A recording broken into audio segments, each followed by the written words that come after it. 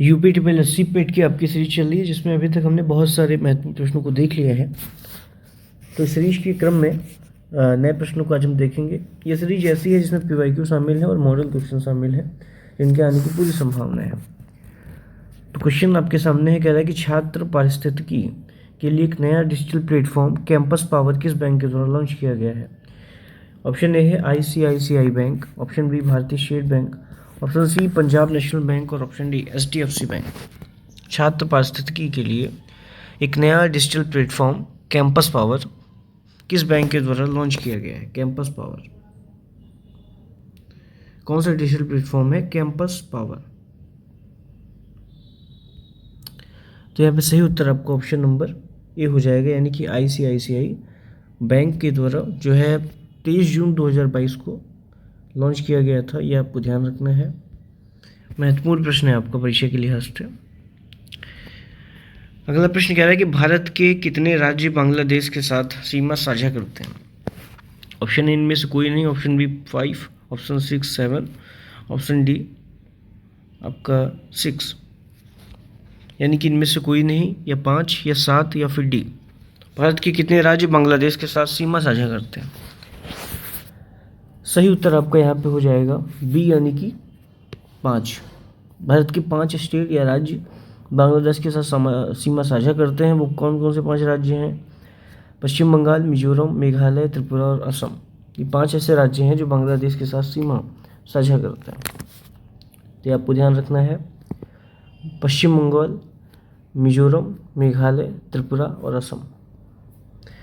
अगला प्रश्न कह रहा है कि निम्नलिखित में से पोलैंड की राष्ट्रीय मुद्रा क्या है। पोलैंड की राष्ट्रीय मुद्रा पूछी गई है, नेशनल करेंसी पूछी गई है। ए इनमें से कोई नहीं, बी येन, सी ज़्लॉटी, डी डॉलर। सही उत्तर सी, यानी कि ज़्लॉटी। पोलैंड की जो नेशनल करेंसी है वो ज़्लॉटी है, और ये आपको ध्यान रखना है। पूरा नाम अगर लिया जाए तो पोलैंड की जो राष्ट्रीय मुद्रा है वो पॉलिश ज़्लॉटी है। ज़्लॉटी आता है तो आपको लगा देना है, अगर पॉलिश ज़्लॉटी आता है तो वो भी लगा देना है। आपको पता है येन जो है ये जापान की मुद्रा है, और डॉलर जो है ये USA यानी कि अमेरिका, संयुक्त राष्ट्र अमेरिका की मुद्रा है। तो डॉलर आपका USA से संबंधित हो गया, येन आपका जो हो गया वो हो गया जापान से संबंधित। ज़्लॉटी यानी कि पॉलिश ज़्लॉटी आपका हो गया पोलैंड की राष्ट्रीय मुद्रा। तो ये चीज़ें आपको बेसिकली ध्यान रखती हैं, बेसिक बातें हैं। अगला प्रश्न कह रहा है कि उत्तर प्रदेश का एक लोकप्रिय शास्त्रीय नृत्य है, यानी कि निम्नलिखित में से कौन सा ऐसा ऑप्शन है जो आपका राष्ट्रीय नृत्य के तौर पर उत्तर प्रदेश का सही होगा। शास्त्रीय नृत्य, सॉरी, यहाँ पे शास्त्रीय नृत्य पूछा गया है। उत्तर प्रदेश का एक लोकप्रिय शास्त्रीय नृत्य, राष्ट्रीय नृत्य तो देश के स्तर पे होगा। उत्तर प्रदेश का एक लोकप्रिय शास्त्रीय नृत्य पूछा गया है। ऑप्शन ए है कुचिपुड़ी, ऑप्शन बी है कथक, ऑप्शन सी है कथकली, ऑप्शन डी है मोहिनी अट्टम।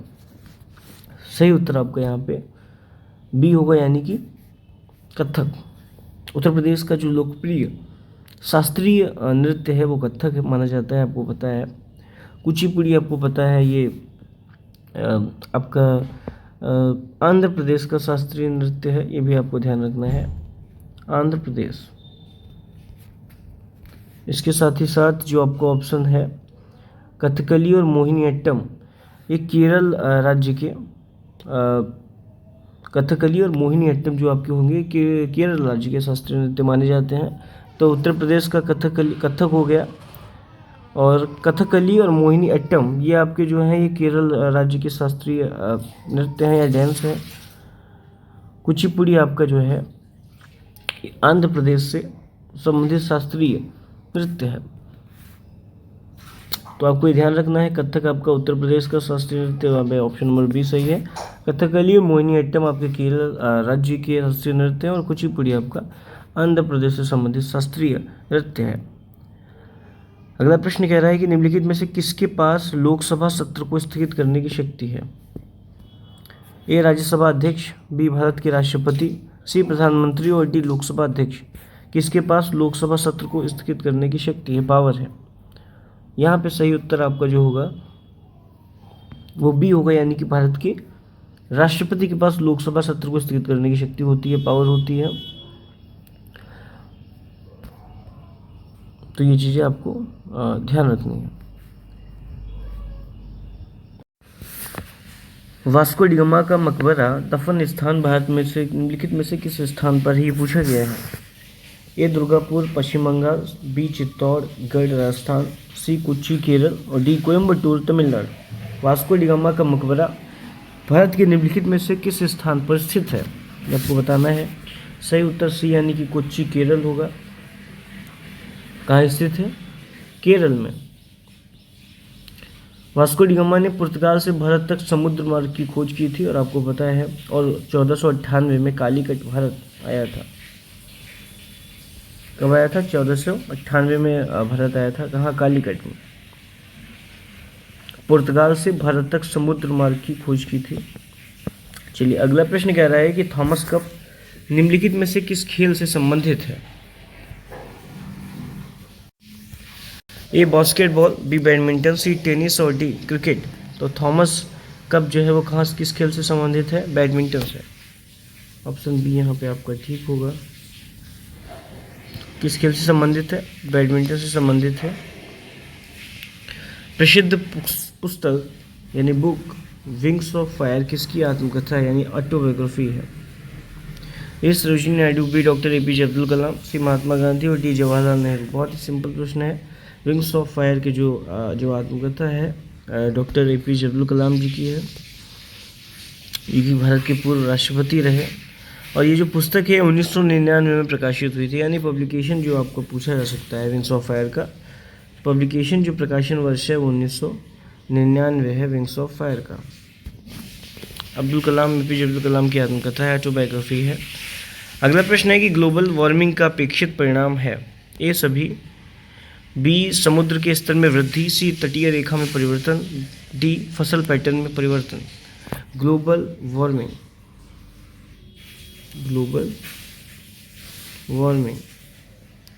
का अपेक्षित परिणाम है। सही उत्तर आपका होगा ए यानी कि सभी। समुद्र के स्तर में वृद्धि, तटीय रेखा में परिवर्तन, फसल पैटर्न में परिवर्तन। ग्लोबल वार्मिंग का अपेक्षित परिणाम जो लिखे गए हैं सारे ही ग्लोबल वार्मिंग के अपेक्षित परिणाम हैं। अगला प्रश्न कह रहा है कि जजिया जो कि टैक्स था फिर से लगाने वाले मुगल शासक का नाम यहाँ पे पूछा गया है। बहुत बढ़िया आपका ये बहुत कह सकते हैं कि बहुत बार परीक्षाओं में पूछा गया प्रश्न है। ऑप्शन ए इनमें से कोई नहीं, option B Aurangzeb, option C Jahangir, option D Humayun. ये जितने भी मुगल हैं उनका नाम दिया गया है। जजिया फिर से लगाने वाले मुगल शासक का नाम बताइए। तो ये आपको यहाँ पे प्रश्न पूछा गया है।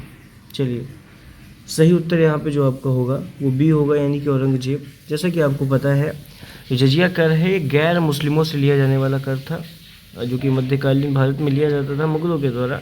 भारत में सबसे पहले मोहम्मद बिन कासिम ने सिंध के देवल क्षेत्र में जजिया कर लगाया था। फिरोज तुगलक ने ब्राह्मणों से भी जजिया कर वसूल किया था। अकबर ने 1564 में जजिया कर को समाप्त कर दिया था, लेकिन वर्ष 1679 में औरंगजेब ने इसे पुनः लागू किया। तो प्रश्न आपको पूछा गया था जजिया फिर से लगाने वाले मुगल शासक, तो यहाँ पे औरंगजेब होंगे। चलिए अकबर ने इसको हटाया था 1564 में समाप्त किया था, लेकिन 1679 में औरंगजेब ने इसे फिर से इम्प्लीमेंट किया, लागू किया। प्रश्न है कि निम्नलिखित में से किसे अंग्रेजों द्वारा शुरू किए गए सबसे महत्वपूर्ण योगदानों में से माना जाता है? एक माना जाता है ए शिपिंग, बी रेलवे, सी रक्षण उपकरण और खान, डी बैंकिंग और बीमा। सही उत्तर बी होगा यानी कि रेलवे। जो रेलवे है इसे अंग्रेजों के द्वारा शुरू किए गए सबसे महत्वपूर्ण योगदानों में से माना जाता है। और आपको पता है अंग्रेजों के द्वारा यानी ब्रिटिश के द्वारा किया गया सबसे महत्वपूर्ण कार्य रेलवे का संचालन तो है ही। खास बात यह कि भारत में रेलवे की पहली शुरुआत जो हुई वो 1853 में डलहौजी के समय में हुई। मुंबई से थाने के मध्य पहली बार ट्रेन चली थी, आपको पता है। तो ये चीज़ें आपको ध्यान रखनी है। इनके ब्रिटिश के द्वारा जो महत्वपूर्ण काम किए गए उनमें से जो रेलवे है वो एक है। सबसे पहले आपको पता है जो शुरुआती वर्ष माना जाता है रेलवे की प्रथम शुरुआत का 1853 माना जाता है डलहौजी के समय में। जो ट्रेन चली वो बम्बई से ठाणे चली। पंचतंत्र की कथाएं किसके द्वारा लिखी गई थी? ए तुलसीदास, बी वाल्मीकि, सी वेदव्यास, डी विष्णु शर्मा। सही उत्तर है आपका विष्णु शर्मा यानी कि डी। पंचतंत्र की जो कथाएं थी, कहानियां थी, वो विष्णु शर्मा के द्वारा लिखी गई थी। अगला प्रश्न है, गौतम बुद्ध ने सारनाथ में अपना पहला उपदेश कहाँ दिया था? या यहाँ पे मुद्रा पूछी गई है, में दिया था। तो गौतम बुद्ध ने सारनाथ में अपना पहला उपदेश किस मुद्रा में दिया था? ये पूछा गया है। भूमि स्पर्श मुद्रा, धम्म चक्र प्रवर्तन मुद्रा, अभय मुद्रा, ध्यान मुद्रा। तो आपको पता है सारनाथ में जो उन्होंने पहला उपदेश दिया था 5 लोगों को, 5 शिष्यों को, और जो ये घटना थी इसको धर्म चक्र प्रवर्तन कहा गया था। तो यहाँ पे जो सेकंड ऑप्शन है आपका धम्म चक्र प्रवर्तन मुद्रा, ये आपका सही है। इसको धर्म चक्र भी लिखते हैं कई बार, तो ये चीज़ें भी आपको ध्यान रखनी है, धर्म चक्र प्रवर्तन या फिर धम्म चक्र प्रवर्तन, क्योंकि धर्म को बौद्धिज्म में कह सकते हैं कि बौद्ध धर्म की जो भाषा है, बौद्ध संप्रदाय की जो भाषा है, उसमें धम्म बोला जाता है। धम्म चक्र प्रवर्तन मुद्रा में उपदेश दिया था अपना पहला, कहाँ दिया था? सारनाथ में दिया था। कितने लोगों को दिया था? 5 लोगों को दिया था, ये आपको ध्यान रखना है। इनका जन्म कब हुआ था? इनका जन्म आपको पता है, कई बार परीक्षा में पूछा जाता है, 563 BC में हुआ था, यानी ईसा पूर्व में हुआ था। कहाँ हुआ था? लुम्बिनी में हुआ था। ये चीज़ आपको ध्यान रखनी है। अगला प्रश्न है, निम्नलिखित में से किस शासक के दरबारी कवि हरिशेन थे? ए इनमें से कोई नहीं, बी समुद्रगुप्त, सी स्कंदगुप्त और डी कुमारगुप्त। आपको पता है जो हरिशेन थे दरबारी कवियों की, आपको पता है परंपरा हमको गुप्त काल में मिलती है, गुप्त एम्पायर में मिलती है, और जो हरिशेन है ये समुद्रगुप्त के दरबारी कवि थे, ये आपको ध्यान रखना है। हरिशेन के द्वारा लिखित जो आपको पता है प्रयाग स्तंभ लेख है, उस पर हरिशेन ने किस तरीके से प्रशस्ति लिखी है समुद्रगुप्त की, आप जानते हैं। तो हरिशेन का नाम समुद्रगुप्त से जुड़ा है, ये आपको ध्यान रखना है।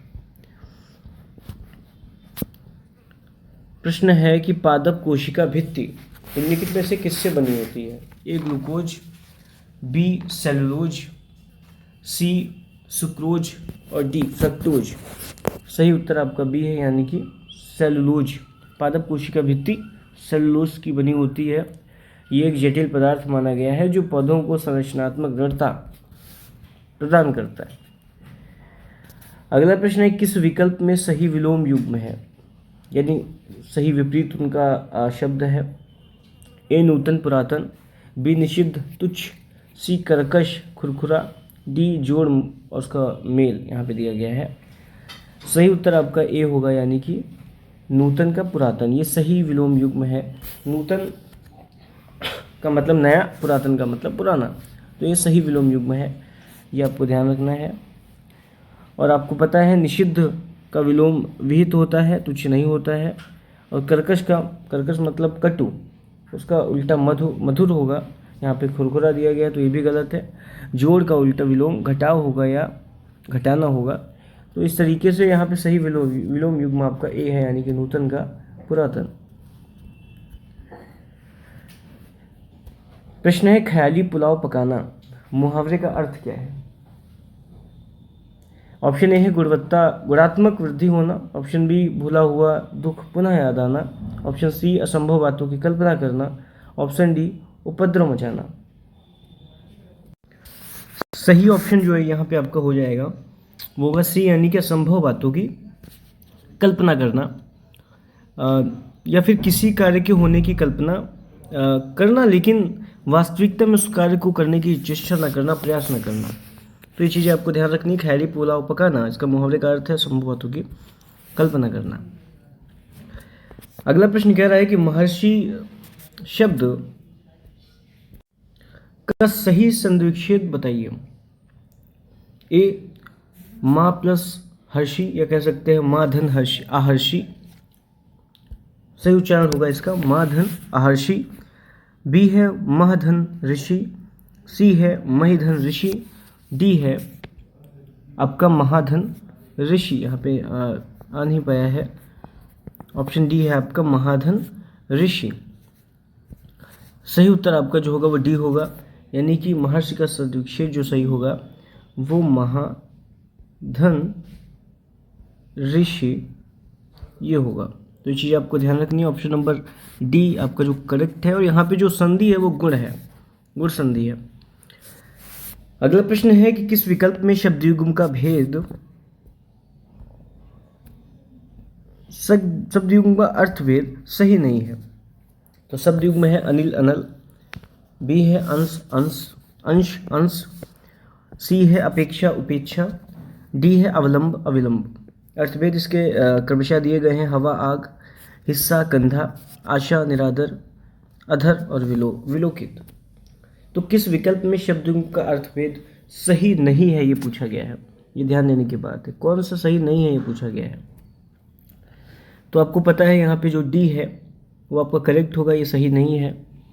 अविलंब का अर्थ सहारा होता है और अविलंब का अर्थ शीघ्र होता है। जैसे कि कहा जाता है ना कि अविलंब आ पाए, तो यानी बिना देरी किए, यानी कि शीघ्र। तो अवलंब तो हो गया आपका सहारा और अविलंब हो गया शीघ्र।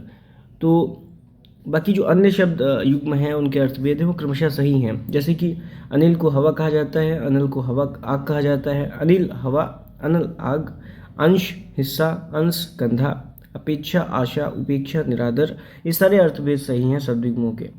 लेकिन अवलंब का सहारा होता है जो कि यहाँ पे अधर दिया गया है तो गलत है, और अविलंब का जो है शीघ्र होता है, ये भी विलोकित यहाँ पे दिया गया है। तो इस तरीके से जो शब्द युग्म का अर्थभेद सही नहीं है वो अविलंब अविलंब होगा, जिसका क्रमशः अधर और विलोकित दिया गया था।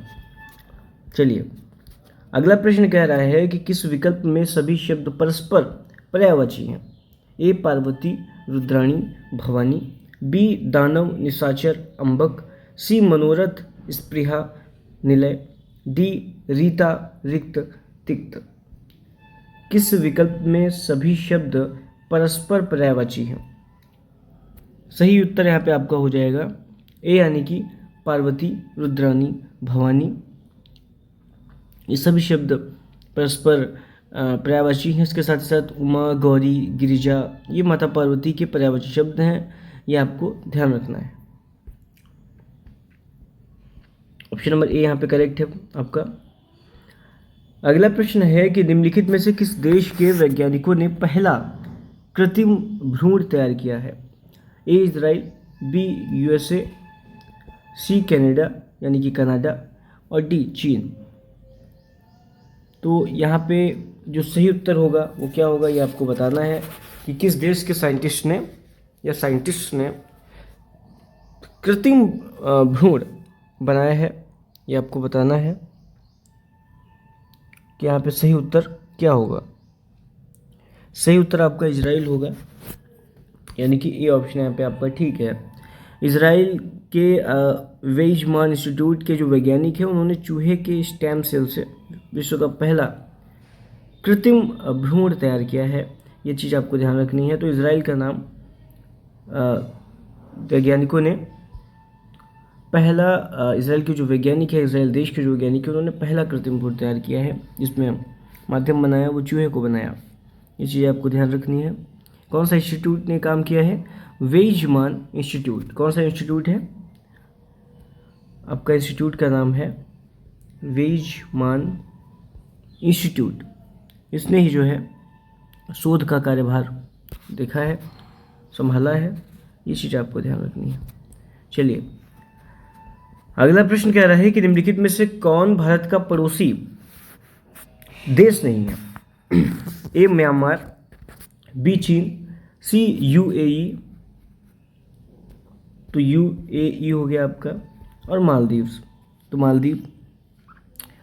तो यहाँ पे सही उत्तर क्या है ये आपको बताना है कि कौन सा भारत का पड़ोसी, यानी कि पड़ोसी देश भारत से लगे हुए जो देश है उनमें से नहीं है। म्यांमार, चीन, यूएई और मालदीव। सही उत्तर आपका हो जाएगा सी, यानी कि यूएई जो है ये पड़ोसी देश भारत का नहीं है।